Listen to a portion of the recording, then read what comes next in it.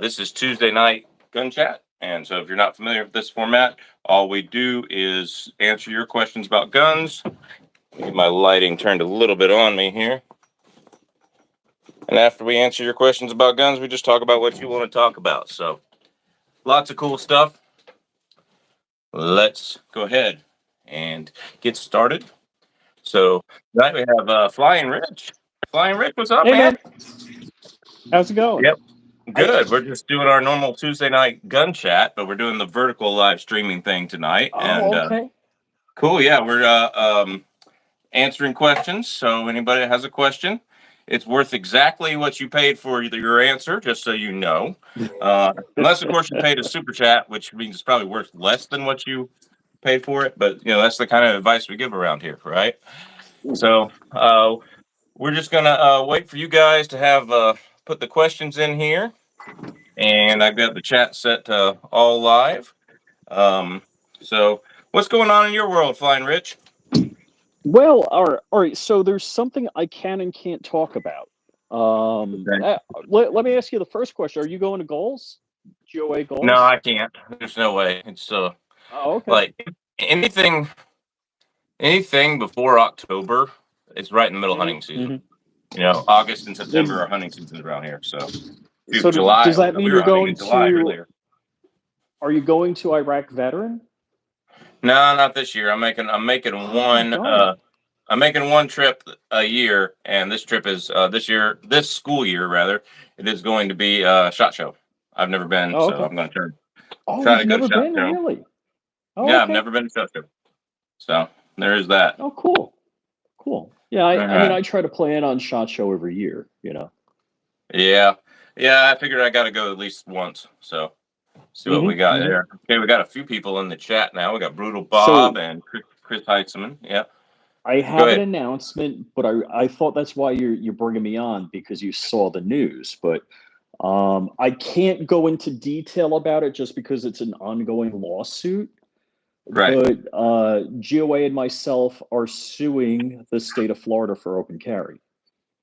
Okay, cool. Yeah, I saw the thumbnail of a video today. So yeah, I made sure I clicked on the video, read the title, let it play for a little bit while I was doing something else, and hit the like button. I made sure I did that for you. Yeah, so. And I was just because if I talk about it, they could subpoena, blah blah blah. So I don't watch John Crump's videos. Basically, what I'm going to say about that. Yep. Cool.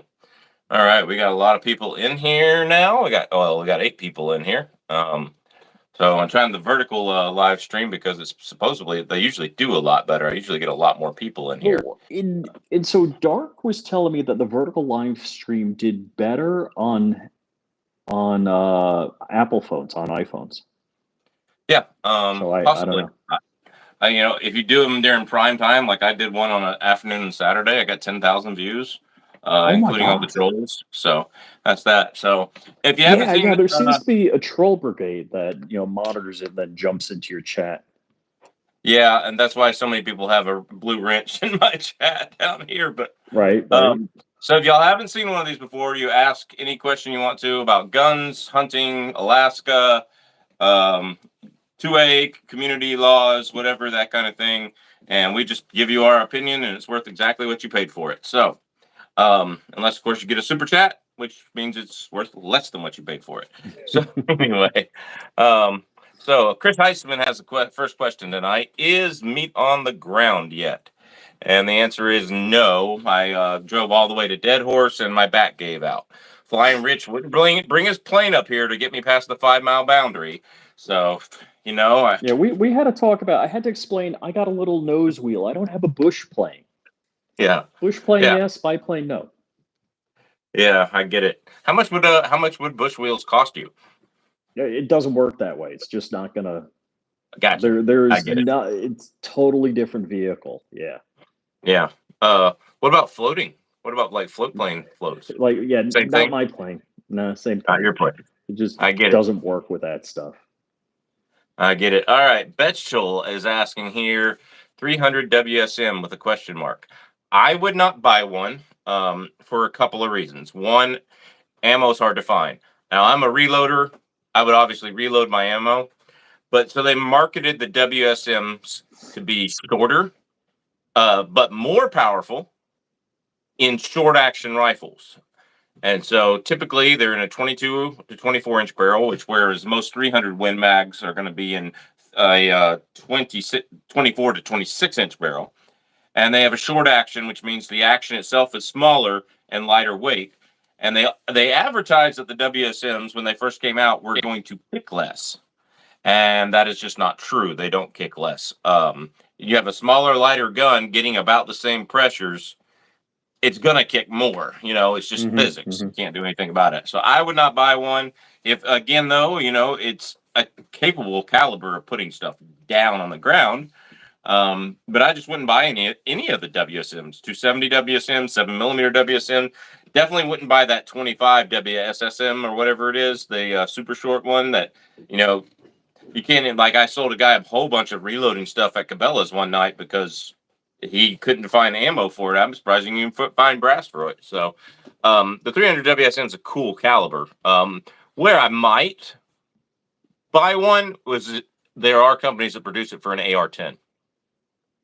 And if you had an AR-10 and 300 WSM, now if you're sending military like M80A1 projectiles, steel core, steel tip projectiles, if you're sending those out of a 300 WSM in an AR-10 type platform, now you've got a legitimate thing for prepping and crap hits the fan if people are armoring up their cars and you want to shoot tires and radiators out and that kind of thing. And that's the only application I see for it. Like, it's not for a hunting rifle, you're going to find a lot more ammo on the shelf for 300 Winchester Magnum. And if you get a good 300 Winchester Magnum, that's the one thing I could say. It's like sitting right here next to me. I can't grab it on YouTube. But if you get a good break on a 300 Winchester Magnum and have a good rubber butt pad on it, mine's not even a limb saver, and it's a good thick rubber butt pad. My 300 Win Mag does not kick. That is my favorite thing about it. It doesn't shoot straight either, but So even my 50. Did you shoot my 50 BMG at Iraq Veteran or? I did not. I did not shoot your 50 okay. BMG. I don't think. That has a highly effective break on it, and that's just a Right. bolt action 50 BMG. And I say, other people should challenge me on that, but it's really like shooting a 308 without a break. Yeah, which is nothing. Other than the blast from that blast is crazy. But yeah. Cool. Let me go through the chat here and call people out, and we'll find the next question. But yeah, do you have any experience with the 300 WSM, Rich? Nah. Okay. Yeah, I was just going to ask. All right, Betchel, I hope that answers your question. Wouldn't be my that. Let's see. We've got Brutal Bob, Chris Heisman, Betchel, David Thompson's in here, David Posey's in here. Shot Show is where everyone gets sick? Question mark. Yeah, it's probably. I haven't. Trump did last year. Brutal Bob, who is funding the Brutal Bob, you're gonna have to ask John Crump that one. Well, that's GOA is funding that. Yeah, okay. David Thompson, Brutal Bob. I would classify you as a hand loader. Yes, that I am. Chris Heistman. All right. Are the rivers too shallow for a boat up there? No. A jet boat or an airboat would do fine. Maybe even a mud motor, but you wouldn't want to take a actual prop, Chris. But Chris, if you have a jet boat, let me know because we'll go up there. Let's see. Next year though. Let's see. Emmanuel Klassen. I hadn't seen him on the chat for a while, but it's good to see him. Bonded bullets or copper and why? Rich, do you have any opinion on that first? I'll let you go first. I've only shot copper, so I wouldn't venture into that. So what's up, Justin Perryman? Bonded bullets or copper and why? First of all, which one's more accurate out of your rifle? I mean, so my 270 factory loads, because I haven't started really hammering hand loads for the 270 yet, but my 270 shoots the Federal Terminal Ascent, which is a bonded bullet, 136 grain. It shoots them really well. And my, but it barely shoots like an inch and a quarter with the Barnes TTSX, or excuse me, the Barnes LRX. So I'll take my 3/4 inch over my inch and a quarter any day of the week. Probably not going to matter that much out to 300 yards, but that's kind of the way I see it. It really depends on the bonded bullet. Some of them open up and expand really well, like the Accubon long range. In fact, there are stories of the Accubon long range like fragmenting, like the ELDX does. Um, but I have not had it fragment in any of my tests that I've done on it. And it does lose some weight, but a little bit more, but it's not fragmenting. Um, and then, of course, it depends on your bonded bullet. I think if my opinion, the best bonded bullet out there is the Federal Terminal Ascent. Too bad it's not readily available for hand loaders. It's occasionally they'll do like a run or something like that for hand loaders, but it's not readily available. So the Federal Terminal Ascent's probably the best bullet out there for hand loaders. Nos or Accubond, in my experience, has to be sent as just as fast as copper has to be sent in order to get it to go. So copper bullets, like your non-ballistic tip, like the TSX and some of the hammer hunters, you're gonna have to send them pretty darn fast in order to get them to open up and expand. And so like I wouldn't use a TSX unless it was, really light for caliber because I want that thing to still have enough speed to open up. I shot a black bear with my 7 mag, hit it in the lungs 3 times with a 162 grain TSX from Barnes, and it was just like a Full Metal Jacket went right through it. Like it was at 319 yards, and like the first one broke the spine, and 4 more went through the lungs, and that thing crawled off, and we Oh my found it an gosh. hour later. Crawled off on its front feet only, and it's two 10 millimeters to the head to get it to go. And it was a small black bear. It was not a big black bear. So so that's that. Um, but yeah. So I would say the copper bullets. I love copper bullets. My favorite is the LRX by Barnes. The two I would recommend are the TTSX. That would be number 2, and the first one I would recommend would be the Barnes LRX. The LRX is supposed to expand down to 1500 according to them. According to Barnes, I would probably say 18 to 1900 is probably a better limit. And the TTSX is supposed to expand down to 2000. Again, I would say 2300 would be a better limit. But then again, I've seen the Nosler Accubon not expand at 2 to 300. So it really all depends on what your gun shoots well and how fast can you get it going. Now, I personally say stay away from non-bonded bullets for bigger game. Anything that's a really large deer and above, like a Midwestern corn-fed deer that's got this huge rack and a nice body. And those deer can happen in the South too. We used to feed deer in Georgia to where they got to be pretty nice on the body and pretty good meat with food plots and stuff like that. But anything that's bigger than that, that big or bigger, you want a good bonded bullet that's going to open up, expand, but punch all the way through or nearly all the way through where it really drops the blood pressure. Something like ELDX or VMAX or SST that goes in and penetrates and explodes. There's only one hole for the blood to come out. And even though they're messed up on the inside, you're not actually dropping the blood pressure quick enough for the animal to expire if you're shooting through the chest cavity. So that's kind of is what it is. That's my whole spill on bonded or copper. LRX for copper, Federal Terminal Ascent for bonded. That would be my spill on that. So you ever shoot the Federal Terminal Ascents, Rich? No, but I have shot the ELDX. Right. And so yeah, I'm a big hater on the ELDX. I think it's one of the most accurate loads out there. Okay. If Yeah, I that's what go I've and done pick up, target with that. So yeah, 6.5 Creedmoor. yeah. In fact, it's the most accurate load in my Bergara HMR 6.5 Creedmoor, and it's Mm-hmm. pretty accurate in my Aero Precision as well. It's sub half minute of angle, half inch group. I did 12 shots rapid fire with it in an inch and a quarter at 100 yards.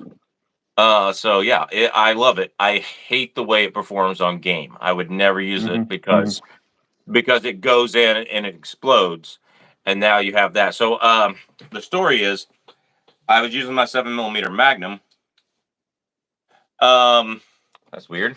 Pat just texted me. Um, anyway, let me see. Yeah, it's weird. Pat RMG, I'm sorry if you're listening to this. I don't know about this inviting people into the live stream.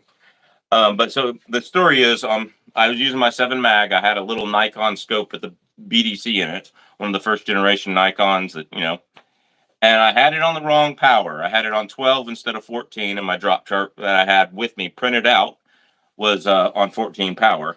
And I shot a caribou, cow caribou, at 212 yards. Because I was aiming wrong because the power was on 12 instead of 14, I didn't flip it all the way over. I hit the caribou in the spine, right about in here, above, right here. That bullet, the ELDX, failed to break the spinal column. Hit in the spine, and if you've ever shot a duck on the water, that's what the fragments of the bullet looked like when it hit the lake behind her. And the only way I even knew I hit her was when I was skinning her out. I just aimed lower, way lower, and put 2 more in right through here, and one of them busted up pretty good, and one didn't expand at all. It was weird. So yeah, I do not recommend using the ELDX for hunting unless it's the most accurate thing in your gun and you're comfortable taking head and neck shots. Because I've killed deer with an AR-15 in Georgia with a 223 and a 55 grain VMAX, but I put them right there every time. Yeah. So if you put it 90% of it is shot placement, obviously. But if you have a bullet that doesn't work right when you place it in the shot, that can be a problem. So we got curmudgeon here. Cool. And let's see. Yeah, there's not a lot of people jumping in tonight. That's a weird. We usually have a lot of people jump in on these vertical live streams. So that's unfortunate, but it is what it is. Cool. Got it. All right, curmudgeon. How's it going, curmudgeon? What are your thoughts on the Federal Fusion as a bonded bullet? I love the Federal Fusion. I think out of 300 to 400 yards, if you're shooting the Federal Fusion in a caliber that's fast enough, you're good out to 400 or 500 yards. Oh, yep. Hey, if Pat wants to drop in, I'll drop out. Okay, I mean that's up to you. But yeah, you're welcome anytime, Rich. I guess I should have made the whole thing on StreamYard and done the regular live stream, but I was going to try it this way tonight. Cool. Curmudgeon got another bear. It's pretty cool. Cool. What'd you shoot it with, curmudgeon? And did you see if I could still go up with you next week, curmudgeon? Because so curmudge lives in a place where you have to board the train. There's no roads to get there, but there's a whistle stop on the train to get there. So that's how rural he is in Alaska. Oh, the 50 cal. Was it a 50 caliber muzzle loader? Right. Pat says you're good, Rich. Hang in there. All right. Black powder. Cool. Fun. What about the CX? I've had good luck with the Hornady CX in my testings. I have not used the CX in game yet. I haven't used the Federal Terminal Ascent in game yet, or the Federal Fusion. They've just done really, really well in my testings. The Norma Bond Strike is also pretty good, but I would buy it as a bullet and hand load it because a lot of them just don't seem to get very good velocity in their like my 28-inch barrel 300 Win Mag was getting with a 180 grain Norma Bond Strike was getting like 2850, and it should be getting 3050. So it is what it is. But the CX has been a good bullet. I've hand loaded some that were getting me close to an inch with the 190 grain CX, and I've been pretty happy with it. Like if I had to go out right now and make up a load for my 300 Win Mag, it would be probably the 190 grain CX bullet. So it's probably a better bullet for 300 PRC with the tighter twist rate and the better throat dimensions. But if it works, it works, But that would be my favorite one. I've also, so the Hornady CX is, so it's descended from the GMX, and the GMX was noted for not expanding at low velocities, like 2,300 feet per second. They weren't even guaranteeing it below around 2,000 like Barnes was. So there's that. And so the CX bullet was came about as to get better expansion at lower velocities. It's supposed to. But then I had somebody comment the other day that it didn't do that either. So I don't know. All right. Hunter Kirk from North Idaho. Have you shot the Glock 41 with a 10 millimeter conversion barrel? I have not. I do not recommend getting conversion barrels in Glocks for a smaller caliber. Here's the reason. You have a slide and it has an extractor on the edge of the slide right there by the breech, and it's meant for a certain diameter. Right. So if you change the barrel to a different caliber, then you're not going to have an extractor in there that's 100%. It usually works. Every once in a while, you're going to get a fail to extract because it's too that can wide. become less reliable. So you may actually have to change the extractor and the ejector for what you're using. If you do a and at that point, it's better to just buy a whole another slide so that you can have two calibers on the frame. Mm-hmm. But if you buy a whole another slide, you buy another frame. Just buy another gun. So I'm giving Hunter Kirk. I'm giving you the excuse to buy another gun right now. Now there's some exceptions to that. If you wanted to do 45 Super in a Glock or 460 Roland in a Glock, those are the same size, or even 40 Super. If you say you want 10 millimeter bullets, you got a bunch of 10 millimeter bullets, you could load 40 Super, which is an amazing caliber. I've shot an STI 1911 in it. Very accurate, just like the 357 SIG tends to be really accurate because of the shoulder cone. The 40 Super is a 45 Super case necked to a 40 caliber bullet. So it's a 10 millimeter Super, and it usually gets 100 to 150 feet per second faster than 10 millimeter if you hand load it correctly. I do think Underwood makes ammo for it, but I'm not 100% positive on that. I would say Hunter Kirk, go with that. Do something like that.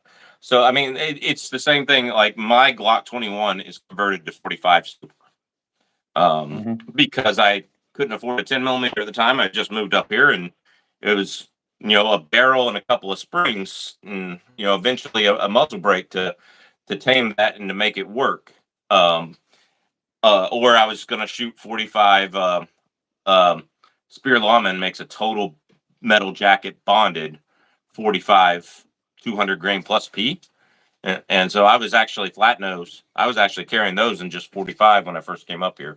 And I have no doubt that if I had ran into a grizzly bear, they would have worked, but it might not have been pretty. So, so I did a couple of police buybacks recently, so there's deals out there. And I got to say, before November, if you're thinking of buying anything, do it before November, because right now everything is low. It's like at a multi-year low right now. Yeah, except for powder primers, but kind of is what it is there. Yeah. Okay. Daniel Ravenstar's in Butte, Montana. That's pretty cool. I actually live near Butte, Alaska. That's the closest town. Closest area. It's not even incorporated. So I have a Palmer address, but Hunter Kirk, LOL. Yeah. I just I think Hunter Kirk, have you looked into Gun Sam Revolver Aficionado's channel? I think he has a Glock 41 with a 10 millimeter conversion. He'd be the one to ask. And it all depends on what you want to do. I'll tell you what I'm looking for. I have a SIG 239. They don't make it anymore. It's a single stack, and mine's a 40. I had a 9 millimeter. I let my ex-wife keep that, which was stupid. I should have kept the gun, But the 9 millimeter's sweet. But I'm looking for a 357 SIG conversion barrel for it. And right now, I think the only thing I can find is a Barstow semi-fit drop-in where I'm going to have to file it until it fits correctly, which does not appeal to me in any way, shape, or form. But that's the only thing I can find. And it's $250, which I got that. That was the last one available because Sportsman's had them on sale, and that was the last one available in the nation because I had looked it up online and none of them were available. I walked into my local Sportsman's and they had it on the counter. I'm like, had it on the wall. I'm like, this is literally the last SIG 239 for sale, brand new in the entire United States. So Oh, wow. I'm gonna buy this. So I bought it and I like that, but I'm looking for a 357 SIG barrel for it, just so I can do testing on that kind of thing. So spend most of the day. Dark DLD After Dark's big on the 357 SIG. Yeah, I think it's a great caliber. Very underrated. We loaded up some 147 grain XTPs for Chook on Chook's channel, and I have a video on my channel. But they went. I didn't realize the Hornady manual actually had them in like a 3.3-inch barrel for their ballistics. So when we shot, we were shooting in a 5-inch barrel. We were getting way over the book, and I'm sitting here going, "Oh crap! I didn't load them that hot." But I went back and looked. The Hornady manual has them in like a 3.3 or 3.5-inch barrel. I'm like, how does Hornady not have a 5-inch barrel to test it? So it was interesting. So we loaded up those 147 grains in the XTP, and even in the Glock 33 with that short barrel, there's enough velocity to make those XTPs open up. That's something about the XTP. If there's not enough velocity, it's not going to open up, and so it's definitely interesting. Oh, Hunter Kirk is in the chat trying to just rail me here. He knows I don't follow Chook's Chook Outdoors Adventures. You know Chook, Flying Rich? No, I don't know. Oh yeah, he's kind of like my sister channel or brother channel, if you want to say it. Like we have for a while there, I was beating him subscribers until he had a short go viral, and like we kind of started channels. Him a little bit before me, and we do a lot of things together. We do a lot of collaborations. So it's called cool. Chook's Outdoor Adventures, and I make fun of him because he always says stuff and he can't shoot very well. So, and yeah, in fact, his words are, "Don't put in the comment section that I make stormtroopers look like Jerry Miculek." So anyway. Those are his words. He makes fun of himself for it. He always tells me he's getting better, and then we go out and shoot. And he's not getting better. Anyway, is he? So he's local to you? Yeah. He and I go shoot a lot together, and like I got cool. two of his guns in my house right now that he hasn't even touched yet. So, yeah, just borrowing them to make videos with sometime this week before I go back to school next week. So, I'm trying to actually, Deer Meat for Dinner lives in my neighborhood. I've never met him. Oh, interesting. But like all the gun guys that I know are either on the west coast of Florida, so they're like 3.5, 4 hours away, or like Dark and Crump, they're in Virginia, which is a dozen hours away. Right. Yeah.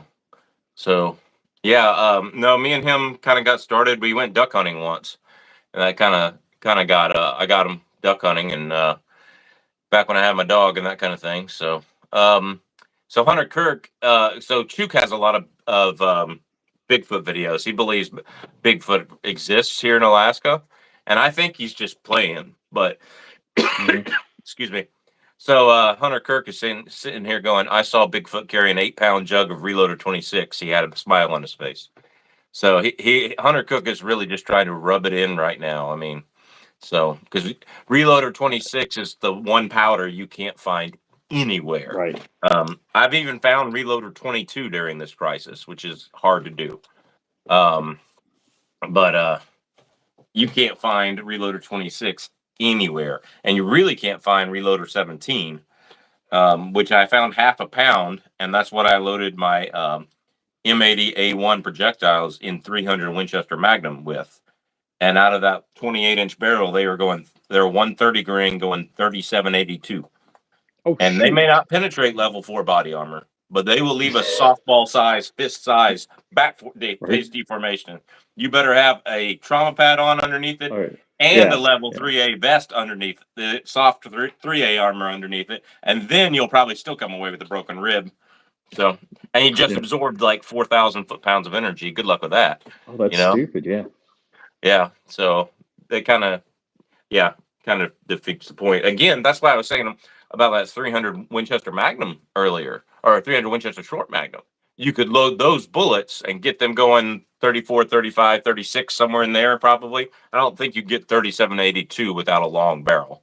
But and now you have something that's very legitimate of taking your radiators out and glass deflection. It's going to go straight through at that speed. It's not going to have even time to deflect. Those kinds of things. So. All right, let's see. Curmudgeon is asking what part of Florida you are in. If you want to tell him, you can. If you don't, you don't have to.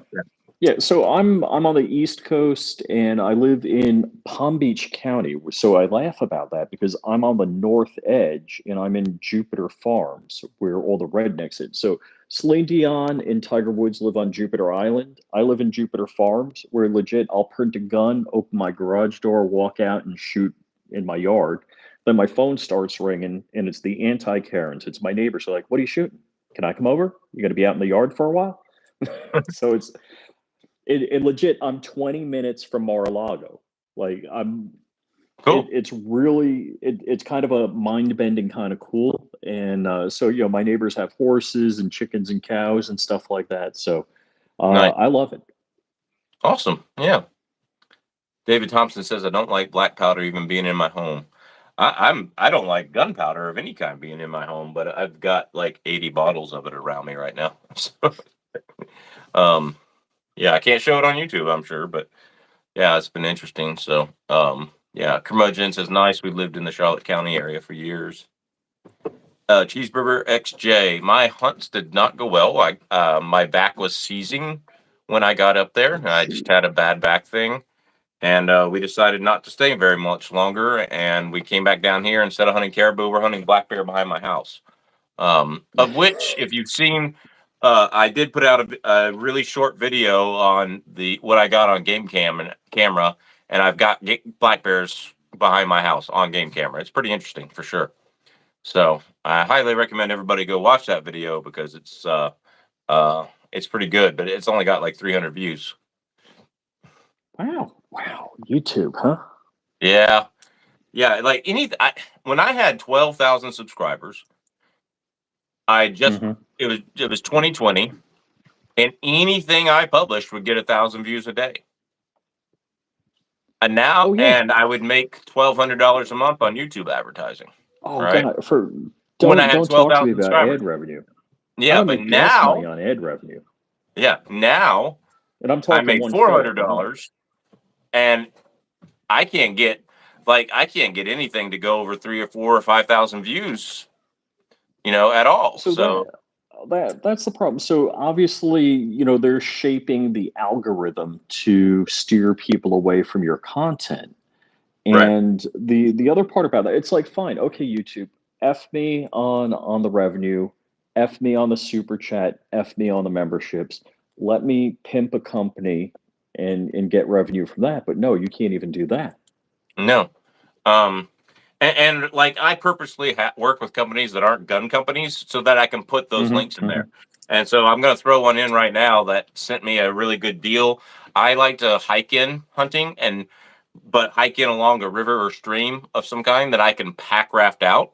So I bring a pack raft with me. So what's funny is I approached alpaca pack rafts. It used to be made here in Alaska. Now they're made in Colorado. I already own 2 of them that I bought locally.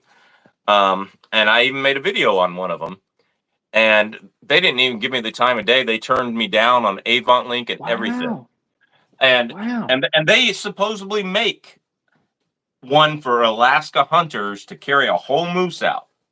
So I approached them. I approached Kokopelli, told them up front, 90% of what I do on my channel is shooting videos and testing for hunting. I approached Kokopelli, and they sent me one out.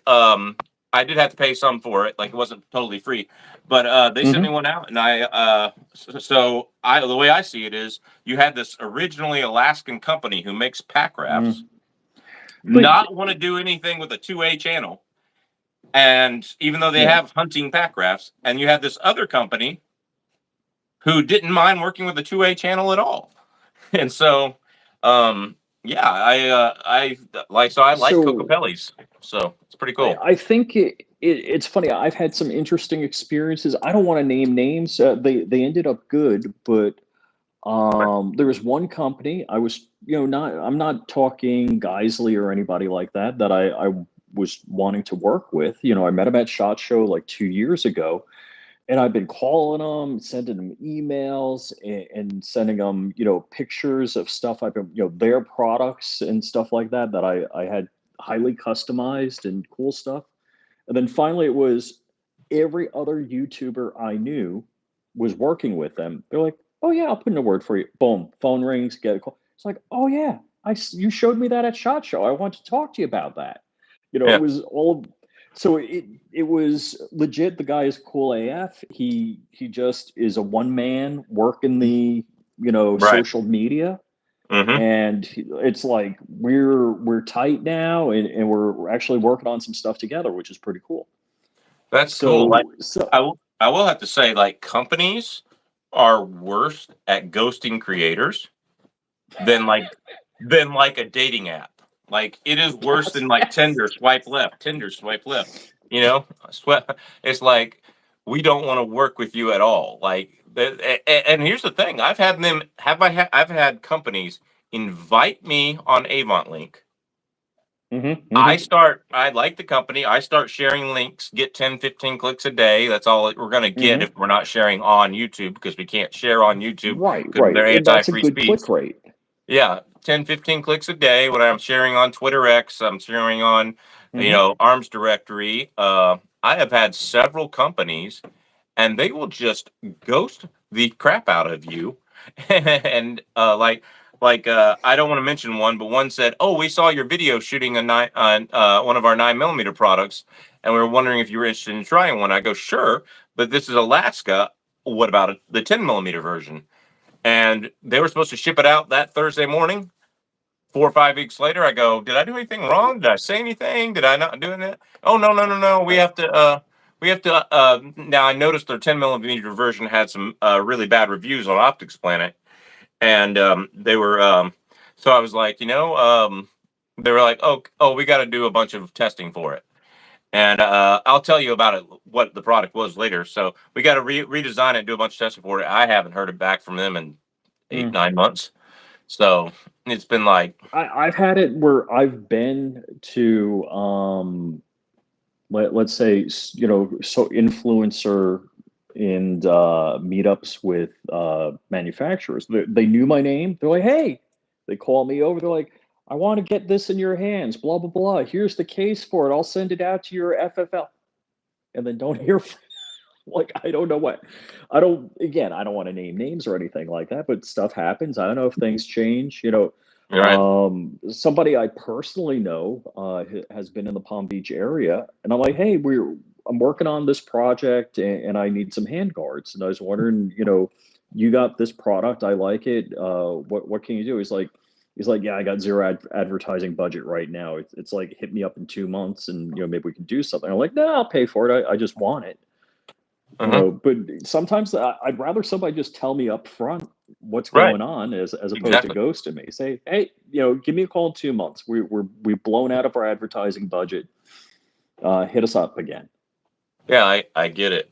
All right, Curmudgeon is saying that was a good video. He's saying, "Don't feel bad. I get bears, moose, and other critters on my trail cam drops, and the best one has done 1,200 views. Most are lucky you get 500, but I do only have 1,300 subs."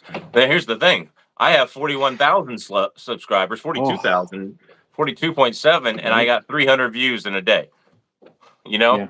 Yeah. and it's like so Curmudge, like, you are getting by percentage. You have 1,300 subs, and you have one that has 1,200. So you have like 87% of your number of subs watching the video. I have So, 300 but people watching the video and 41,000 subs. So 1% would be what, 420 something, 427 would be 1%. So I have less than 1% of my mhm, people seeing mhm. my video. So So that's the other Curmudge. That's thing, the thing. Yeah. Go if ahead, Rich. if you're a smaller channel, you might not be on the YouTube radar yet. Yeah. And Hank Strange has always told me, he's like, I'll get the yellow dollar sign. And he's like, don't challenge it. Don't challenge it. And I found, so on my shorts channel, I actually had Google Gemini, the AI generate the disclaimer text. I throw that on my videos, I challenge it, and they're like, okay, green. Yeah. But what Hank told me, he's like, if you start, popping up on YouTube's radar by saying, hey man, I that should be fully monetized, it shouldn't be limited. He's like, then you get on their radar and then they might mark you, you know, and again, none of this is proven. Hank's done this for a stupid long time.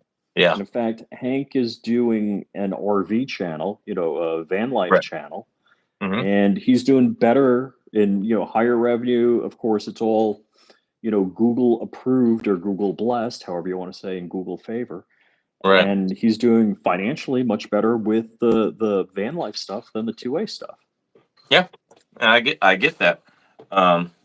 I will say this, like the shorts, I don't really challenge those, but when I have challenged them, they don't get any views. Um, so I've gone to that. The full length videos, the secret, I get almost all of them green right away. They're almost all green right away. And I found the secret is back when they were first starting during the COVID thing, when they were first starting all this demonetization stuff in 2020 and 2019. What we found is if I load a bunch of videos and I mark them as limited ads, my percentage goes up through the roof. Oh yeah, we And then talked about that. I remember that. Yes. yeah, and then you could do. They used to give you a percentage, like 21% of your videos are correct, and it wasn't your percentage of yellow versus green. It was your percentage of ones that should be yellow that are yellow. That you picked yellow. That's the difference. Because a lot of people thought it was yellow versus green. It's not. It's the ones that should be yellow that you put to be yellow. And I was able to actually go back through and do all of my live chats and mark them limited ads. And that at that time it was like 90 videos. And I was able to upload a few and mark them that I didn't really care about. I didn't think we're going to do big, and mark them limited ads. And then I got to this percentage level where I could write, I mean, probably not these days, but I could upload a video about Hitler aborting babies and get it monetized. That's how high my percentage it became. Now I wouldn't do that. I don't agree with Hitler, and I don't agree with aborting babies. But it's like that's the issue is like I played that game, and so I'm not struggling on my main videos. And I'm not really struggling on getting anything monetized. Like if I do it, what I'm struggling with is they're limiting my views. So they're totally limiting my views, and so that's that. I'll have to watch it. I'm railgated hunting behind my house right now with my nerve damage too. Hey, that's two of us. Cheeseburger XJ. Crossbow only through. Though sadly no rifles. Got a nice 8-point, 250-pound last year. That's pretty good. 250-pound 8-point's a nice one. All right. Jarrett Nash. I do have a little over a pound of Reloader 26 left, but I can't bring myself to load anything with it until I find the next pound. Yeah, good luck, brother. Your best chance is shopping at steak shells, Jarrett Nash. That's your best chance of finding Reloader 26. That's how bad it's gotten. So you've known Rich. I'm sure you've heard the controversy with the 7-pellet PRC that none of Hornady's ammo is getting anywhere close to what they said it was, right? With the 7mm PRC, like I got in the 2800s, but I had had a 22-inch barrel instead of 24. But even people with 24-inch barrels are getting low 29s, high 2800s. And the reason is that Hornady can't get Reloader 26. They developed the round around Reloader 26, bought the rest of Reloader 26 out. And, it was like, oh boy. And then they can't produce the velocity with Reloader 26. And so they decided, we're going to go with accuracy and substitute another powder. Of course, all of their boxes of ammo were already printed with the original Reloader 26 thing. And here's the thing. Whatever they loaded the 160 grain Hornady CX with, That thing was shooting 7 inches at 50 yards. It was terrible. It was like a shotgun pattern. It was like, I was like, holy crap almighty. That's like, I would not take that hunting. Like, I think the American muskets, smoothbore muskets, were more accurate in Right, the same right. American Revolution than that. You know, David Thompson, Reloader 26. What's the IMR Hodgson equipment? Do you know? I'm going to be honest with you, David Thompson. I don't think there is one. When I look at powders and I look at load manuals, nothing touches the velocity of Reloader 26 in the calibers that it's there. Um, Unless it's another reloader powder that you can't get, like 17 or 25 or 24 or 22, So, um, like it's just not there. I will say Reloader 22 is probably close to H4831 SC, but it still gets a little better velocity than the shortcut. So that's the best I can tell you, David Thompson. What's up, Powerful Preps? How you doing? Glock customer service has always been good to me. Not sure if that's off topic. Well, it's a new topic. We can do that. I actually had good experience with Glock customer service as well. Oops, sorry, that was the bear hunt video that got 1,200. There you go. Yeah. CommieTube is gonna cross the line someday, and we'll have no choice but to leave. And so here's what we need to do now. And since you're involved in a lawsuit right now, I want you to answer this question, Rich.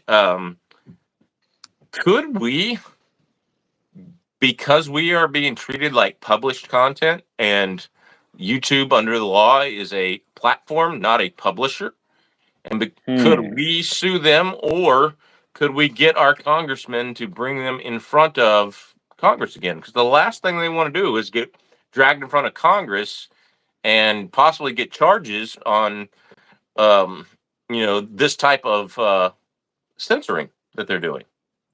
So I think there's a couple of good answers there, and something I've been throwing around in my head, and I haven't really talked. I've talked to John and Dark about this, but one, I unless Trump gets elected, I don't think it's worth getting people in front of Congress and stuff like that. I think if we have a more favorable administration and the Congress is nearly, the House of Representatives is nearly even. Of course, the Senate is biased Democrat. So you're really not going to get anything you want right now. So it's probably not even worth bringing it up. And I'm going to trash talk rhinos. What was it? 42 times the House voted to repeal Obamacare. Mm-hmm. When they didn't have the Senate, and then it's like, hey, we got a super majority in both. What are you going to do? It's like, oh, vote us in next term, and then we'll do something for you. And I'm like, Yeah. No, that doesn't fly. I mean, The other thing that I was thinking about with YouTube is I published content on Rumble. Last time YouTube gave me a 1 week vacation, I just went in my yard and did a live stream on Rumble, shooting guns live on Rumble. mm-hmm. What I'm saying is major gun tubers where we would have to get somebody like Iraq veteran or Brandon Herrera and Matt Carricker together and say, you know what, this is going to be the October, first week in October is Rumble October or whatever, and don't post on YouTube. Tell your viewers, find me on Rumble, maybe do some crazy giveaway on Rumble, and get everybody does, like, I mean, we could get the gun industry to sponsor a giveaway because they're not getting the ads, ad revenue on YouTube or anything. I mean, I can't say, hey, go to this company supports me, patronize them. So that blows, but we could go over to Rumble and do that. And if enough of content creators went to Rumble, and if enough of viewers, like for 1 week, did a boycott and only watched content on Rumble, that would be a wake up call. Yeah, That would be the shot across the bat. We should probably try that. Now, a lot of people think that we're not a huge percentage of YouTube's content. So, No. and here's the thing, though. there are other content creators that struggle with YouTube's algorithm. It's not just a gun thing. A lot of people, But for but the example, Real Life Lore. You ever watch Real Life Lore? He does all of these geographical stuff about different countries, why their geography affects them, recent history. Mhm. The last one I watched was it wasn't Turkmenistan, it was Kazakhstan, and how the Russians ruined the Kazakhstan's river. Real Life Lore, great channel. I don't agree with everything he says, Mhm, but mhm. he has to post stuff over on a platform that he and a bunch of other science and learning channels created called Nebula. And one of the guys Yes. I watch all the time is called Science and Fiction, Science and Futurism with Isaac Arthur. I watch this Isaac Arthur guy all the time. Talks about building orbital rings around the Earth and interstellar colonization and just science fiction stuff like that. That he does it from a perspective of science fact. This is how we Mhm, could do mhm. these things, right? And science futurism. And even he has to post stuff over on Nebula for the algorithm. And he's got like 1 million subscribers now. I was following him when he had like 60,000 subscribers, but Mhm, mhm. and it's one of those things where okay, there if both of them have to post on Nebula, whatever the root problem is at YouTube is worse than what we think it is as gun tubers Mhm, because mhm. I mean, first of all, YouTube's never really made a lot of money under Google, if I'm Right, if I'm not right. mistaken. And And they keep cutting into our revenue. So, and like I said earlier, it's like, fine, okay, cut me on the ad revenue, but a channel membership costs YouTube nothing, and a right, super chat costs YouTube nothing. And if they did like PayPal peer to peer, like if I PayPal'd you, what hmm they're making money on is the float. So if I send you money on Monday and you don't take it out of PayPal till Friday, they get the interest on it Monday to Friday. And if enough people do that, they make an F ton of money. So right, YouTube should be making money on the float of super chats and of channel memberships. And and- fine, ad revenue. You can show me the numbers, and I know it seems like every year it's like, oh, they cut the rate in half again. yeah, It's like I haven't talked to Eric from Iraq Veteran about it, but I mean Eric legendarily, I don't know if this is true or not, but apparently he was like one of the first people to get ad revenue on YouTube. yeah, yeah. I So mean, it's been there 10 years. Yeah, he would have a very good idea of what the earnings are like, then and now. But I know I used to pull over $100 a month on a regular basis. Now between my two channels, I don't even pull, $100 on both of them combined. yeah. Um, yeah, and like I said, I used to pull 12 or 1300, and at that time, I was talking to somebody who had 39,000 subscribers or 40,000 subscribers. He now has 250, um, and he was telling me he made $3,900 a month on YouTube back then, and that was just 4 or 5 years ago. And Hmm, now hmm. he's making less money than that, and from YouTube, and he's making it through sponsorships instead. Hmm, I just don't hmm. want to have to sponsor like Midway USA. I buy things from Midway USA, but they're too much of a supporter of the NRA for me to really want them to sponsor my channel. Where I tell people to go Yeah. there and go there and not round up, round up to the GOA instead, or round up to Right. the Second Amendment Foundation or FPC. I think Hmm. FPC is probably doing the Yeah. best work out there, to be honest with you. Yeah. As far Those as are the three. Yeah. GOA, Second Amendment, and FPC. Those are the big three in my mind. yeah, yeah, and I'm a member of the American Suppressors Association too. Even Hmm, though all I have is a hmm. little 22 suppressor, which is the best one to have, by the way. It's just shoot 22 suppressed. It's just fun. So Yes. yeah, lots of fun. Can I make an So announcement? I didn't, sure, Chuck, go you ahead. just hit me out of the blue and we didn't plan this talk. But Dark and I are coming out with a knife company. We're going to be doing our own knives and we're going to launch it. The Instagram is up. So if anybody wants to follow us there, it's Definition Knives. So Definition Definition knives. Knives spelled out. Okay, And yeah, we got some knives coming out. We got the logo done. We're working, on the packaging and all that bit to get everything right. We've got sample knives in our hands, and in a couple of weeks, we're going to get our first shipment and going to be going live with cool. Just in time for hunting season. Um, that. so. A little late for me, but like, Yeah, if you got any good skinning knives, let me know. We'll figure something out. Sure. Yeah. So let's see. 18 wheels and a dozen six shooters. Boy, I like the name of that channel or the name of that viewing right now. 18 wheels and a dozen six shooters. Rumble has some bandwidth problems they need to fix. Every one I try to watch freezes. Yeah, that happens. You know, I mean, they're not as big as YouTube. David Thompson is telling them to try Midway USA for primers. Would be a good one for Facebook. One of the groups I've been in for years got closed by Facebook due to someone snuck in a for sale post. Yeah, Facebook allows Taylor Arms advertising on Facebook and other weapon companies.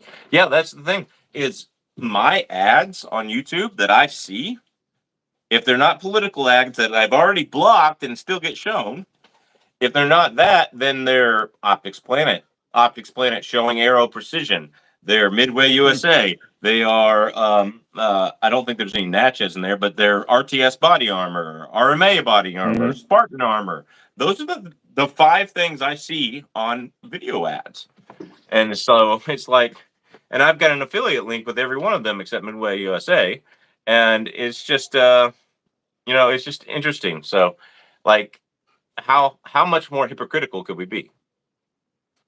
Headed up north next Wednesday to Denali and Kenai. First trip to AK. Cool, Jarrett Nash. Good luck. Have a good one. There. So. Yep. Oh. Yeah. So David, $280 delivery to your doorstep. Could have done better at Stat on Natchez. that. Well, yeah, but 1,000 rounds of 9mm, he could have done better on Natchez, right? Right now, David Thompson CCI is $249 and a $5 flat rate shipping. So so I would say if you want that for reloading, David Thompson, I can't tell you to go to the Natchez's website, but you can go to my MeWe page or my arms directory page and click on it, anything to Natchez, and go get over there. So. Yeah, it is amazing up here. If you've never been to Alaska, you need to come. Rich B, so if I have a brand new rigid Red Hawk and a friend has a brand new Red Hawk, and we use the exact same ammo, should the speeds be the same or not necessarily? They should be close if the barrel length is the same. But if the barrel length's not the same, they're not going to be the same. Even if the barrel's just like even 3/4 of an inch off in a handgun, you're going to see 30, 40, 50, 60, 70 feet per second difference between the two. And that's just like 3/4 of an inch. That's not even a full inch. I know I'm about 75 to 100 feet per second slower than the data in my 5-inch revolver Smith & Wesson, Rich B. So that's that. But I shoot it well, and it shoots, a good. It's a good gun. So that's that. So anyway. So put more of your questions in there. I'm surprised with this vertical live stream. We haven't had that many people. Usually I get like 60, 70, 80 people coming in these things, and especially over an hour's time. I've had like 100 people in one of these at one time. I haven't done that recently. And, a lot of them are just trolls. They're trying to get you to do something stupid, get you thrown off. Yeah. And there's that. A lot of them will say happy birthday. I'll say happy birthday to anybody. I don't care. Happy birthday. Centerfire go boom. Favorite all around caliber. Centerfire go boom. I'll let you go first, Rich. Yeah, trolls are fun. Jarrett, have a good night. You too, man. Enjoy your trip up here. Email me if you want to know anything. Alaskan Ballistics at Gmail, Jarrett. All right, favorite all around caliber, Rich.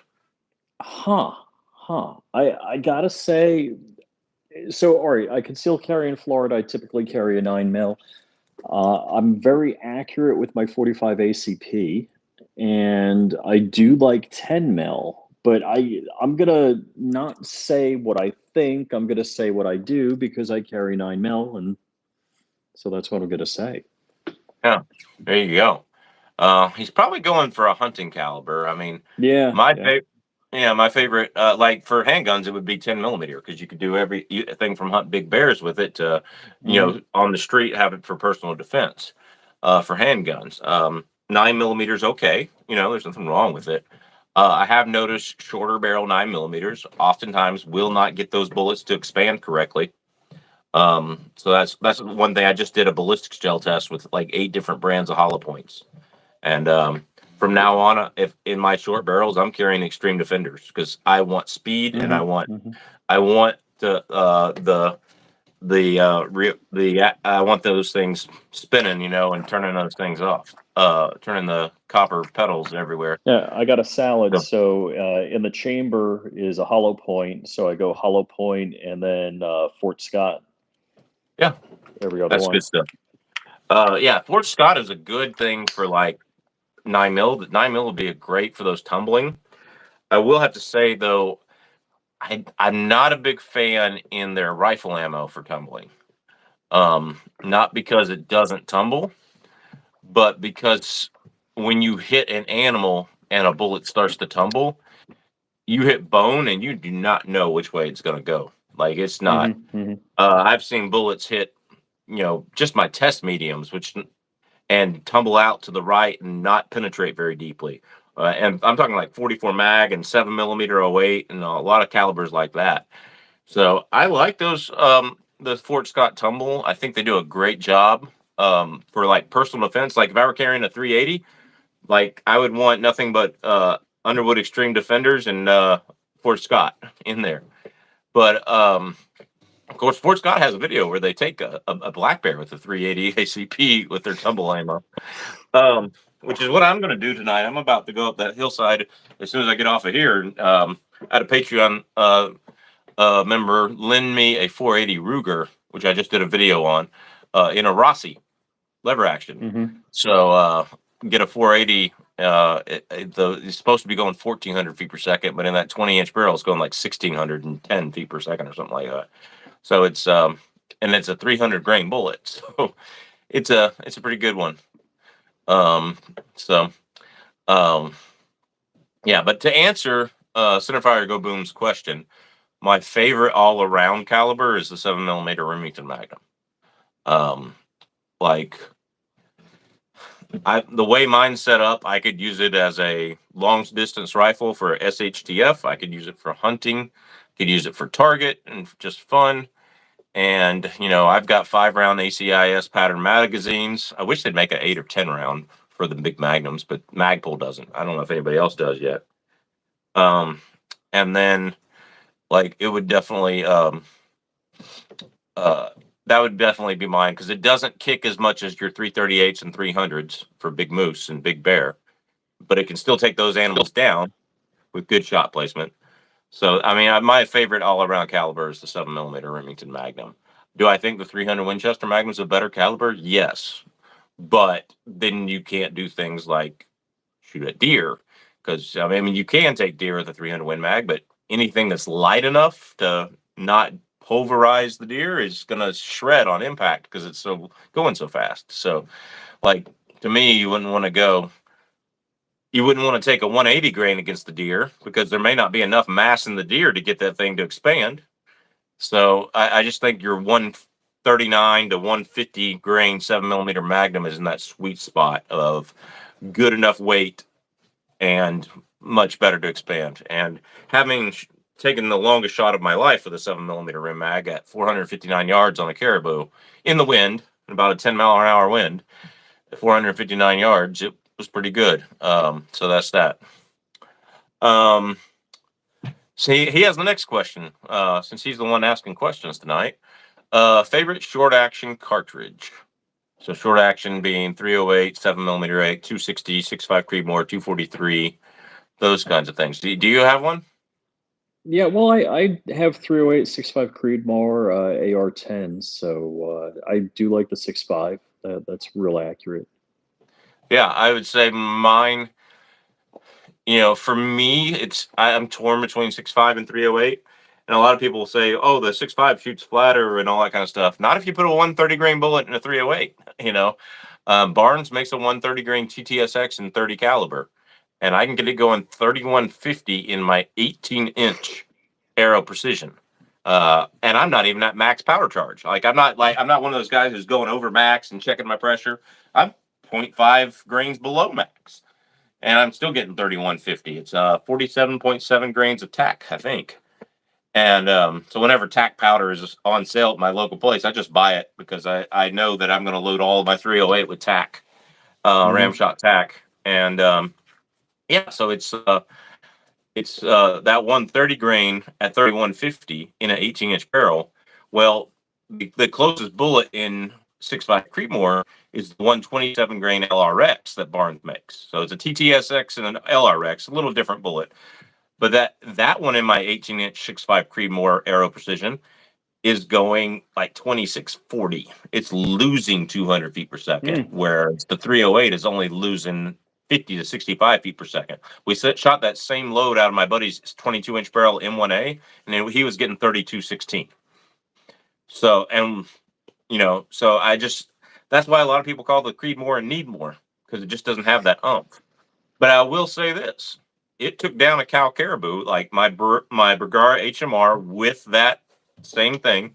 16 degrees. We're walking out on a frozen lake. My buddy had convinced me to go snowshoeing in for caribou because we hadn't got one that year. And so I go snowshoeing in for caribou, and I drop one 15 minutes from the car. And we had hunted all fall, all of August, because I had the August tag and he had the August tag. And we hunted all fall, and he walked probably 10 or 15 miles the first time we hunted, and I walked 7 or 8.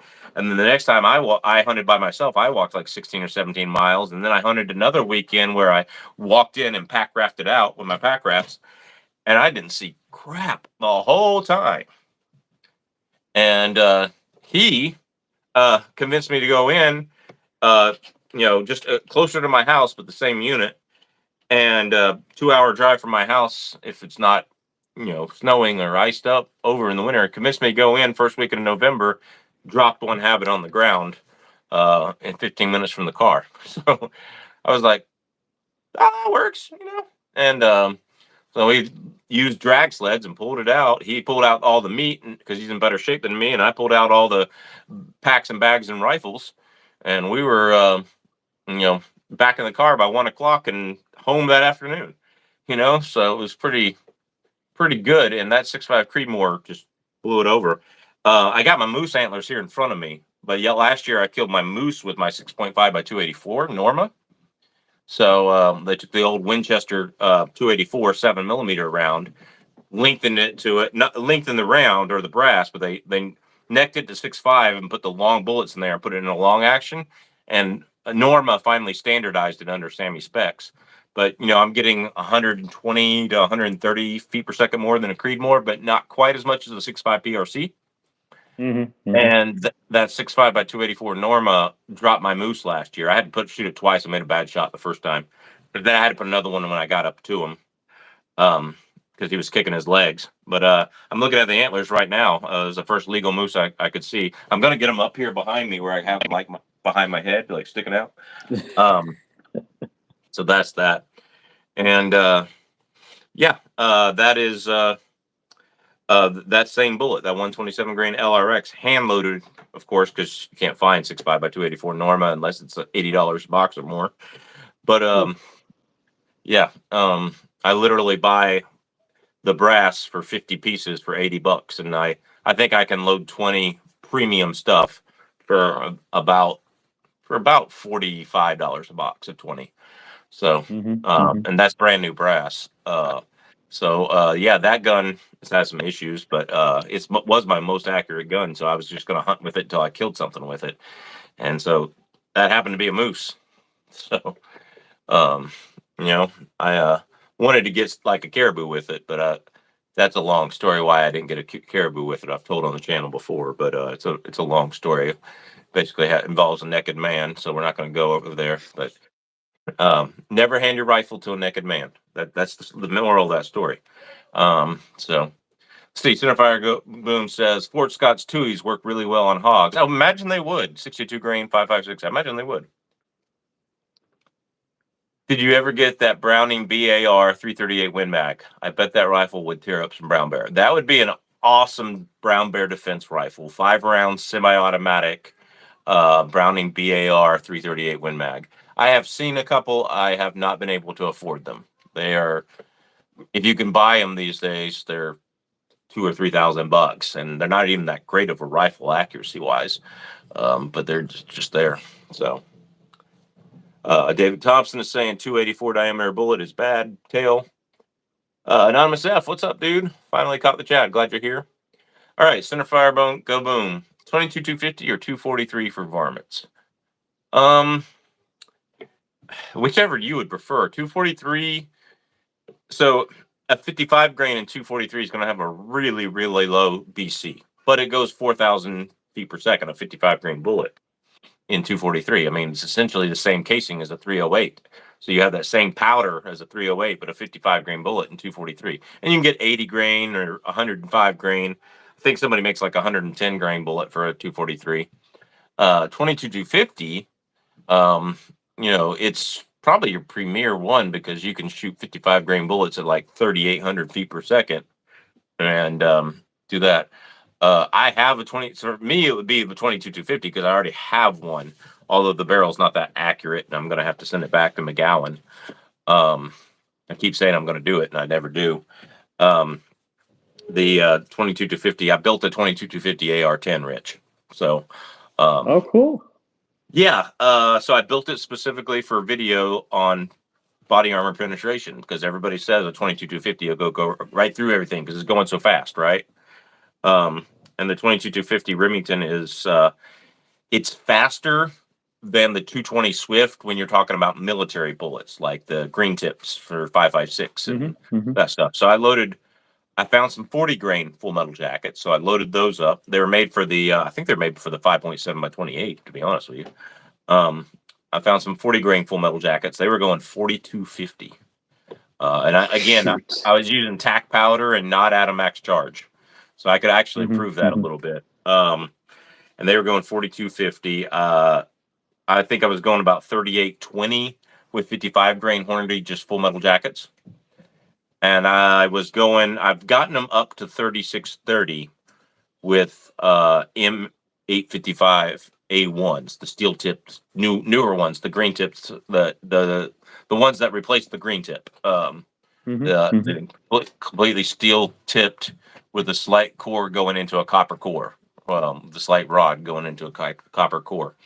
I have found the faster you send those bullets, the more they act like a Barnes TTSX and just expand because they're hitting that ceramic and the steel is not penetrating through, but it is pushing back against that copper, and the faster you send it, the worse it's going to penetrate.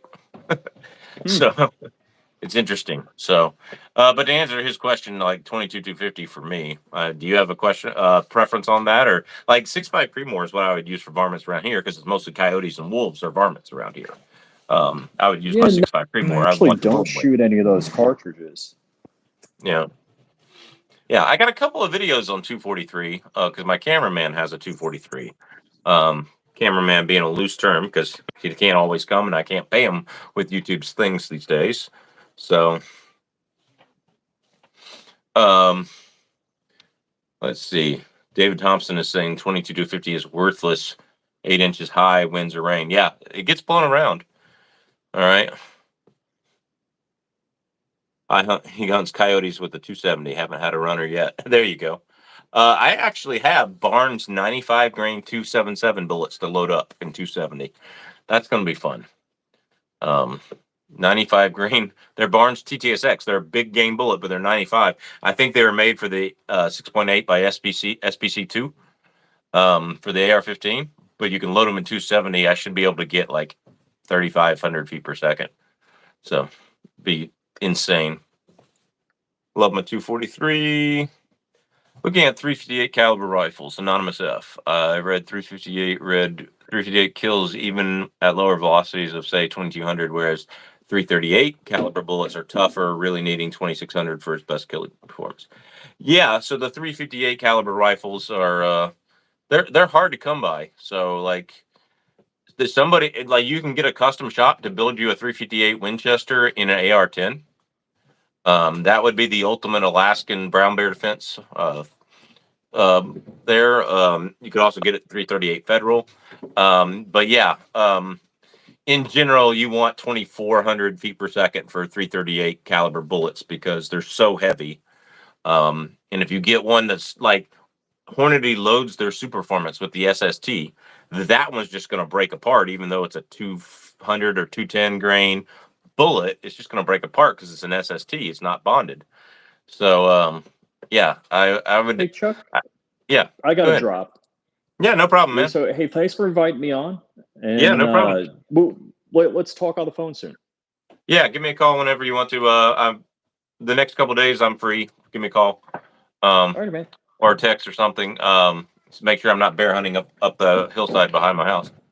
But yeah, Cool. Go ahead. Everybody, make sure you subscribe to Flying Rich. I don't know if one of my mods can put a link to his channel, but make sure you subscribe to Flying Rich, everybody. So good night, Flying Rich. Have a good one if you're still listening. So, all right, what's up, Shooting Gallery? It's good to see you here. Nice, beautiful firearm, mine's an Inner Arms 243 Tiger Woods stock. There you go. Awesome. I need to get a Bolty 243 one of these days, or an AR-10 243. Yeah, AR-10 243 would be good. A good 9mm carry bullet. Underwood, yeah, I would carry Underwood Extreme Defenders in 9mm just about all the time. That would be my plan one. There used to be a company that converted a BAR Mark II Safari to a 375 Taylor or a 416 Taylor. Now that would be one heck of a rifle. I would agree. 75 grain VMAX, 100 grain CR Game Kin tips, IMR 3031, no adjustment. There you go. What's up, Montana Musings? How you doing? Browning BAR 270 or Ruger American 308 for deer hunting. Centerfire fire, I would go with the new Ruger American 308. The Ruger American you can hand load and find to be accurate. I've had a Brownings that I just cannot get to be accurate, and I'm dealing with that with my Weatherby right now as well. I'm having to glass bed everything and seeing what I can do. I love both, and they're nail drivers, but I like the quick follow-up shots if needed. But on the 308, I like the lightness, 2.5 pounds lighter. Yeah, I would go with the 308, man. I've killed plenty of deer with a 308. I think I've killed like 7 or 8 deer with the 308. Yeah, before I moved to Alaska. Yeah, and half the time when I go hunting, I take my 308 up the hillside, knowing there are grizzlies. So I don't want to. Looks like Reloading Weatherby's coming on. So there he is. I guess. Hey, I guess it only allows 2 people at a time. So Flying Rich just came off. So Reloading Weatherby's like, I'm jumping it. What's up, man? How you doing? I'm good. How are you? Doing okay. Doing okay. I'm Okay. about to quit this stream and go up the hillside and bear hunt. So Sounds yeah. fun. Yeah, I'm gonna take the little 480 Ruger lever action. So Black bear, I yeah, assume. black bear. Yep, I don't know if you saw the ones on my game cam, but I've got a couple of black bear messing around the game cam. So Yeah. that's that. So I just came All on to right. make sure you read my comment about what I think the perfect Varmint cartridge is. Okay, have I got down to it? No. I recommend a 340 Weatherby with a 160 grain TTSX for Varmint. Yeah. Forgive me. Did you get any accuracy with those? No. I didn't think so. I No, didn't I get was accuracy. using Winchester 760. I think if I used IMR 4350, the Yeah. gun is seemed to like 4350 more. Well, you have enough of them there to try them again. So, Yeah. I'm assuming you didn't load them all up the first time. No. When I load something for video, I load like 10 or 15 rounds, and that's it. It's I like, loaded some less. yeah, 8. Yeah. I tell people I can do a video in 8 rounds if you leave me 8 rounds in the box, but There you go. 4 or 5 to chronograph, 2 to sight in, and 1 for penetration. Yeah. So, but now that I have the Garmin next to me, I can actually use those that I'm using for chronograph to sight in at that distance for my penetration test. So Yeah. it is what it is. Cool. Well, it's good to hear from you. Yeah. You want to answer It's the been a while questions since while I've I'm been here? on. Sure. What's that? It's been a while since I've been on here. Sorry. Yeah, no problem. So Centerfire Boom Boom has this question: can I shoot a 35 grain 223 in a 1 1/8 twist? Yes. Absolutely. Yeah, most it used to be that if you had too tight of a twist, it would shred your jacket and your bullet would fly apart. Occasionally, but modern jackets don't do that anymore. So if you get a 35 grain bullet in a 223, you can shoot it. You should be able to get it going 35, 36, 37 in a 20-inch barrel. So that would be fine. Does Barnes make a like a 35 grain TTSX at all, or? No, I think the lowest you can get in a Barnes, they used to make some like 50 grain lead core hollow points. Barnes did, believe it or not. And I had a few of them, 50 and 55 grain. And I think I gave them to my dad when I moved up here. But I think 50 for the TTSX, I think 55 grain is the lowest. No, there's a 50 grain because they load it in 22 to 50. Okay. There's a 50 grain. And yeah, I wouldn't want to. I think that would be a decent little home protection round if you had an AR-15. If you had a 50 grain TTSX, because you have a bullet that's designed to penetrate, but it's going fast enough and it's in a small enough diameter that it's not going to over penetrate your target and kill everything in the house when it bounces off of, whatever it bounces off of, or go into the next house. I think that little 50 grain TTSX would be about ideal. I've got a whole. I actually use the 62 grain 5.56 loaded. It's loaded as 5.56 Barnes TSX. I actually use those. That's what's loaded in mine, and it has to be going pretty fast to expand. It's a TSX, but at home defense distances, it is. So Yeah. No issues there. So. Ever heard of anyone up there carrying a Benelli R1 semi-auto rifle? I know they come in all kinds of flavors: 30-06, 300 Win Mag, and even 338 Win Mag. I don't know what kind of accuracy it gets, but that's what counts. The R1 rifles are known to get about an inch accuracy, if I'm not mistaken. The Benelli R1s. Does anybody carry those near you, Austin? I don't know. Yeah, I've never seen one in the woods by other hunters, and I've never heard of people having them. Yeah, It is I a haven't either. decent rifle. It is a decent rifle, though. Let's see. Centerfire Go Boom's asking all the questions tonight. 270, 150 grain, or 30-06 150 grain, both 24-inch barrel. 150 grain, I would take the 30-06 because your factor can expand better because of it's a shorter bullet, therefore it's more powder capacity. Plus the neck of the 30-06 a little wider, so more powder capacity. Not much, but a little bit. I in general will pick 30-06 over 270 in just about anything, especially in 130 grain, because the 130 grain 30-06 that Barnes makes, you can get going about 150 feet per second faster than the 270. Maybe 110, I agree. 120. So. I mean, I've gotten 3,300 feet per second in a 22-inch barrel on 30-06 with that 130 grain TTSX. And then I have a friend that has a really good load with a 150 grain going 3150 out of his 30-06. That's a really good load. And here's the thing, like my 308 in an 18-inch barrel is going 3150 with those 130 grains.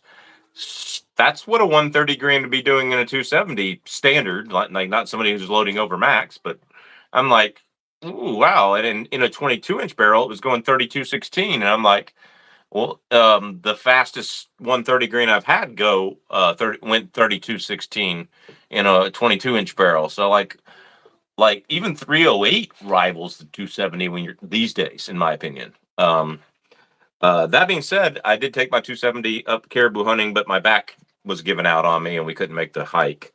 And so I only carried it for a little ways here and there. But my wife's 270. It shot really well with federal terminal ascent. So, which I think is a great bullet. Yeah. Yeah. A SHOT Show, me and you need to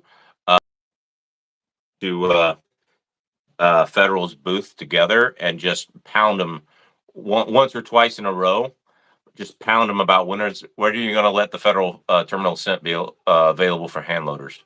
I don't think I told you this, but at the Western Hunt Expo in Salt Lake City, Utah, I had like a 30-minute conversation with one of the federal employees about those. They do want to release it for reloaders, but obviously their main priority is for factory ammo, and just components are low, is what they said. Yeah, I've gotten some. I have a box of Ruger Midway repackaged seconds for 270.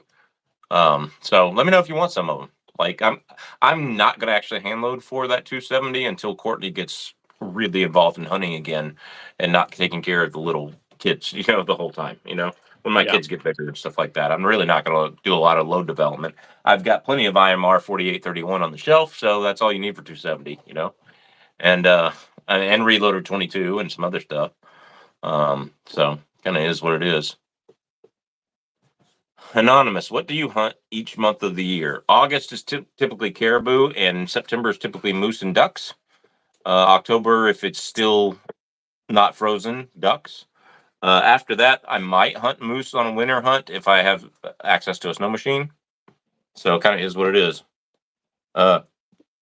Centerfire Go Boon, Ruger S-FAR 308, the best AR-10 under 1,000. Yes, probably. But it does have some break-in things you got to do to break it in. Like you're supposed to open up the gas system for a while and break everything in properly. So I do caution you there. You can get an Arrow Precision for under 1,000, and it's usually going to be a little bit better than the S-FAR, but it's not going to be as light as the S-FAR. The S-FAR is very light. So it is what it is. Rich B, what grain 9mm Underwood for carry? I would carry the 68 grain plus P plus Extreme Defender. That's what I would carry. What's up, Fluffy 10mm Jeep guy? How you doing? All right. David Thompson, I have some 788s, nice light rifles. The 788s were good. Most of my varmint rifles are 700 varmints. Those are accurate as all get out with those bull barrels. 700, the old 700s with varmint barrels are hard to beat, man.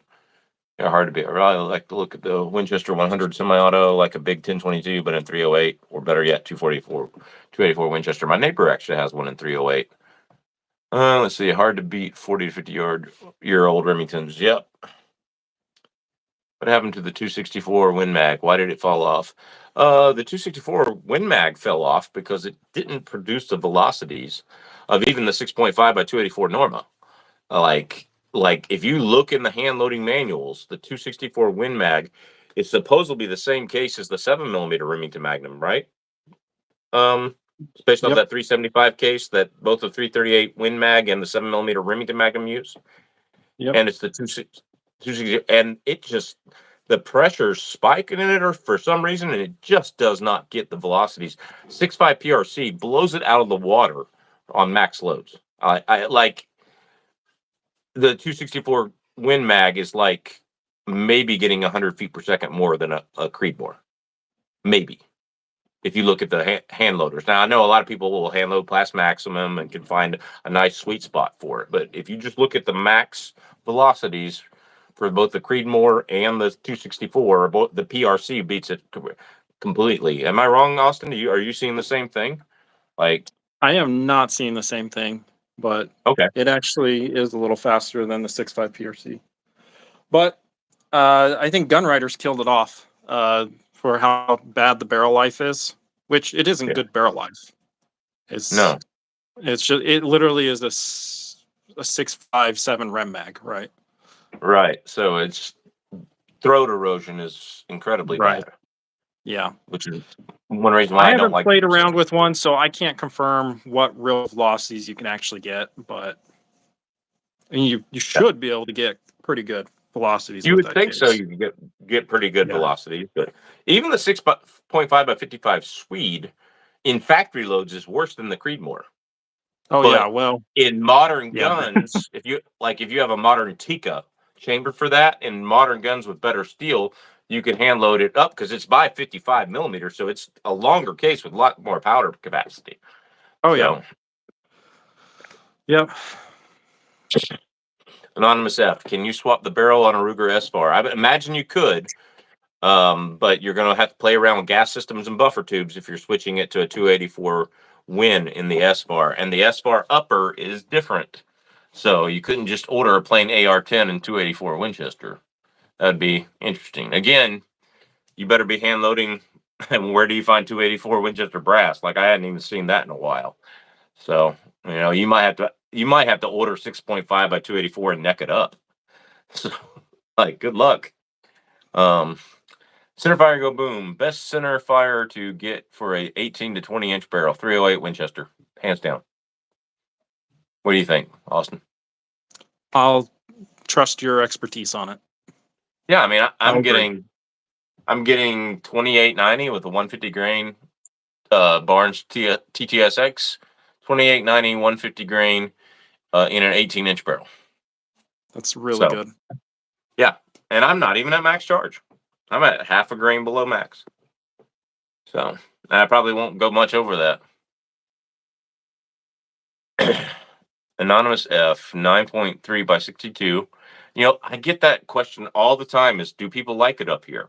No. You can't find guns or ammo for it. If you don't have guns or ammo for it, it's not liked up here just because it's big. Okay, 35 Whelen. Again, only one company makes a 35 Whelen stock, and it's CVA, and it's in a single shot. And I would love to get that one, but it's $499 for a freaking Cerakoted single shot right now. I'm not buying that. You think any Alaskans use 35 Whelen? The percentage would be 5% of those who use 30-06. Yeah. Because 30-06 is a much better all-around caliber. So you can hunt lightweight bullets for caribou. You can hunt heavy bullets for black bear, brown bear, and moose. Like 30-06 is just like, why would you buy a 35 Whelen when there's like the only place I know that carries 35 Whelen ammo is Sportsman's Warehouse, and they want $80 a box for Remington core lock. Woof. Yeah, and I'm like, ugh. And so I think the 35 Whelen is awesome in theory. The problem is there's just so little rifles available, and they're single shot rifles. Yeah. And I want it. I want that single shot rifle. I think it's a cool rifle, but I'm not paying $499 for a single shot rifle. If it goes on sale for $375 or something like that, and then Chuck's selling another gun and buying it, but probably selling my Weatherby. Yeah. I finally got that thing glass bedded. Okay. So we're gonna go out and shoot it. Like I was telling you, they ran a bore scope down it, and there's these patches of like microscopic cracks. They're not cracks that are going to crack the barrel or anything like that, but just these patches of microscopic cracks down the barrel, and it's like a tiled floor that's uneven, and it just does not look right. And it's like if the bullet's passing several rough spots like that or causing several rough spots like that.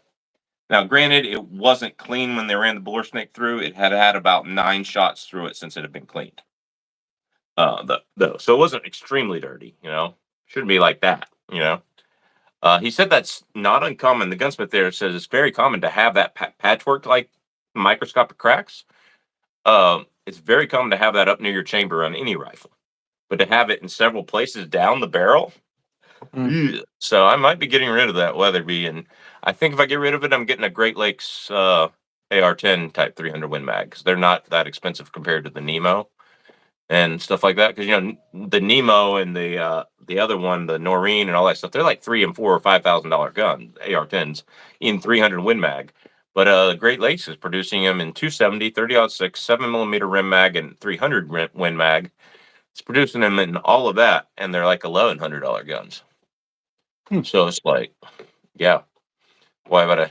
Yeah, and here's the cool thing. I mean, if you're a prepper, like kind of like I am, I'm not as huge a prepper as I used to be, but like if you're a prepper and you have a bunch of M80A1 stored up or a bunch of Full Metal Jacket 300 Win Mag for stopping vehicles and anti-material rifle, a 5-round semi-auto, that's a good rifle right there for that. You can put a bunch of rounds on target, and it. I would like to say they're at least the quality when I felt them and picked them up in my hands.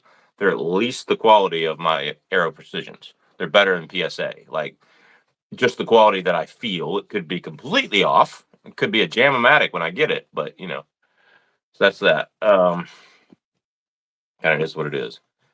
Centerfire go boom. I'm in Arkansas where the longest shot you'll take is 150 yards. I currently I'm currently hunting with a 22-inch barrel 308. I like it very much, but the long barrel gets in the way. A shorter 308 is the way. Yeah, shorter 308 is the way.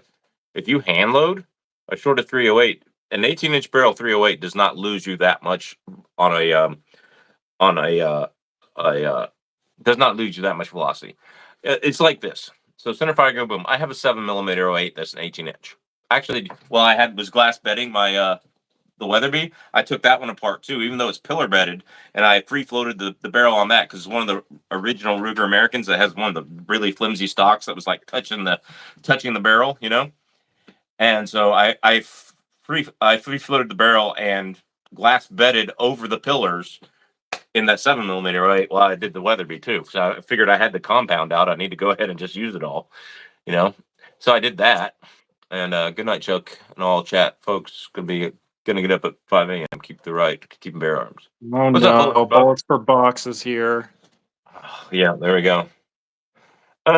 So yeah, centerfire. I'm in Michigan using 18 or 20-inch 308 all the time. I will say that 7mm weight, something about once you go down to 7mm, 18 inches really does kill your velocity. 7mm and below, 18 inches kills your velocity. In 5.56 223, it's going to cost you 100 feet per second. In 243, it's going to cost you probably about 6.5 Creedmoor and 7mm 8. In my experience, it's going to cost you about 200 feet per second to go down to an 18-inch barrel. But 308, it's going to cost you 50 feet per second. And the reason why there's something magical when you go to 30, the width of your barrel is big enough that there's enough width in the barrel to burn more powder, not necessarily having to have length. But in my experience, because I am looking at a 17-inch or an 18-inch 7mm 08 right now, I'm looking at it. I lose 150 to 200 feet per second in that gun. I lose 150 to 250 feet per second in my 18-inch 6.5. But in 308, I don't lose that. I lose 50 feet per second. I lose 60 feet per second. I lose 75 max. I did the video a while back on the Federal Terminal Ascents in 308. They didn't group in that gun, but that's one of the rounds I would expect to group. They didn't group in that gun, but they were getting 2590 and they were listed at 2600 on the box. So 308 burns powder by the width. And that's why 300 Win Mag can get so good velocities, and 300 Weatherby Mag can get such great velocities. You burn more powder with the width. One thing they've noticed is like in 375 Ruger, between a 20-inch barrel and a 23-inch barrel or 24-inch barrel, the difference is like 25 feet per second. Wow. 50 feet per second max, because you have even more width to burn powder. Yeah. Oh, let's see. Do you like 22 mag or 17 HMR? I'll let you go first, Austin. What do you think? I've never shot a 22 mag. I've shot 17 HMR a few times, so I guess 17 HMR. I've owned both. I prefer 22 mag for the simple reason that 17 HMR will get blown around in the wind even from 50 to 100 yards. True. Like, yeah, I've shot it in the wind several times, and it is just not like. I kind of bought it as a backpacker SHTF. I need to get out of here gun. And I totally regret buying that thing. Though it was fun to shoot suppressed. I have it on the channel from some really older early bad videos. So that's that. Good night, Chuck. Oh no, bullets for bucks. Oh yeah, I was looking at the Great Lakes AR the other day. It looked like a hell of a deal. How do they offer them for so much less? Can you modify them with any other AR-10 accessories? They looked like they took a normal AR-10, AR-15 trigger. But other than that, I couldn't tell you. But I can tell you that it is a heavier barrel. So the gun is forward weighted, and it does come with a muzzle brake on it. So you are going to have some, like, if you replace the muzzle brake with a flash hider, you're not going to be able to hide that flash, but it is what it is. So I have a friend that will build my first 308 from scratch. For first one, is that overkill or just go with typical brand already built? If you're talking about an AR-10, build it yourself, man. It's easy. It's easy. Get a strip load.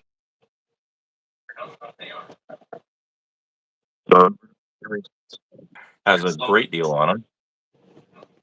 I mentioned here on YouTube, but they do. And I'd build it yourself. They're not hard. If I can do it and I can barely change the oil in my car, you can do it.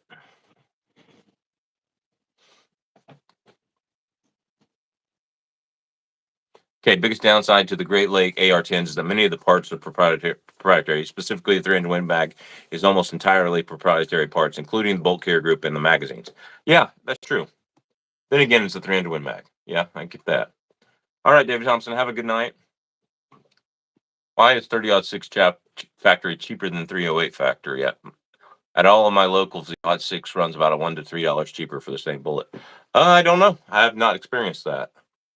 No, I Hello. think 308 is cheaper where I'm at too. Yeah, me too. The Washington Reloader. Hello, just came in. Did you get a bear? No, I did not get a bear yet. But I'm about to go up there. So, all right, guys. Well, I think we're going to sign off. Austin, I can't see you, but if you want to tell everybody I'm in what's the coming dark. up on your pick. Yeah. Well, you're prettier that way. Yeah. Yeah. Well, you don't see everything. Yeah, me too. So I just released a video just in defense of 30-06. So I have a lot of respect for 30-06. I don't have one, but someday I probably will. It's a good cartridge. Yeah, I've had one, but yeah, it's a good cartridge. It'll do everything you need it to do. We get into all these cartridge debates, and most of them are stupid. Put a well-constructed bullet in the right place. I don't care if you're shooting a 243 or a 375 H&H. If you put a well-constructed bullet in the right place, that moose is going down. Do you prefer more in case you miss a little bit? Yes. Do you want more energy for bigger animals? Yes. But you can do it. All right. So, yeah. But yeah, the 06 has been doing it for a century now, over a century. So the 06 became really popular, the 30-06, after World War I, when the GIs saw what it did to Germans, and then they bought rifles chambered in the same thing and saw what it did to game and deer, and they were like, yes. Yeah. Be safe out there. It's getting crazier and crazier. Tomorrow I have a 7mm versus 300 Win Mag video coming out. And if you're a Patreon member, you've already seen it. So make sure you go do that. I was talking with Flying Richard earlier. Those caliber comparisons used to get me 20, 50, 100,000 views, and now they're getting like 4,000 or 5,000 views. So guys, please go watch it and share it. Okay, beat the algorithm. Share every gun video you can on YouTube. Find a place to share it. Share it on your Facebook. Share it on your Snapchat, whatever. All right, until you get banned from there, and then find another place to share it. Because Reloading Weatherby's videos need to be shared. My videos need to be shared. But even the big guys share theirs because they're not getting what they used to either. Was talking with Military Arms Channel. I mean, his YouTube advertising, he has 10 times the subscribers that I do. All right. No, excuse me. He has 25 times the subscribers that I do, but only makes 10 times the money on average that I do on YouTube ads alone. So, yeah, make sure you do that. 18 Wheels and a Dozen 6-shooters said that was a good video on 30-06. So, Thank you. Appreciate it. Yeah. All right, V-Borg, have a good night. Everybody have a good night. Godspeed and good hunting to all y'all. All right, we'll see you. See ya.